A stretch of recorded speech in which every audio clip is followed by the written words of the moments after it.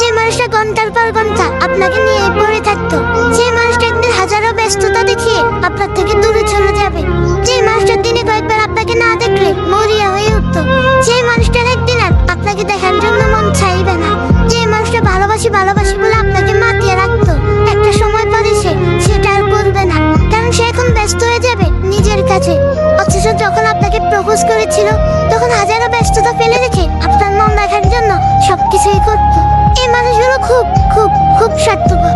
এরা ভালোবাসতে জানে না, তবে ভালোবাসার নামে মিথ্যে অভিনয় করে একটা মানুষকে কিভাবে মানসিক রোগী বানিয়ে দেওয়া যায় সেটা খুব ভালো করেই জানে।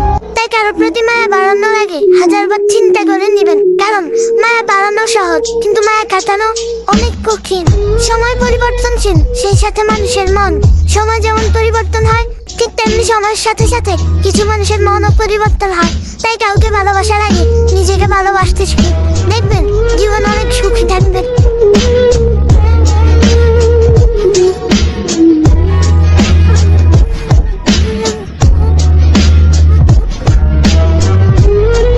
যেই ছেলেটা তার টিফিনের টাকা বাঁচে, সেই টাকা মোবাইলে রিচার্জ করে শুধুমাত্র তোমার সঙ্গে কথা বলে, সেই ছেলেটাকে কষ্ট দেওয়ার অধিকার তোমার নেই।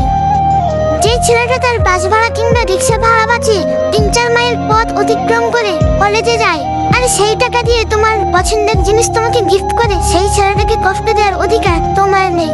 যে ছেলেটা বোর হওয়ার সাথে সাথে শুধুমাত্র তোমার একটিবার দেখার জন্য কোনো এক রাস্তার মোড়ে দাঁড়িয়ে থাকে, সেই ছেলেটাকে ইগনোর করার অধিকার তোমার নেই। যে ছেলেটা তার ফেসবুকে কোনো কাজ না থাকা সত্ত্বেও দিনে 3-4 ঘন্টা তোমার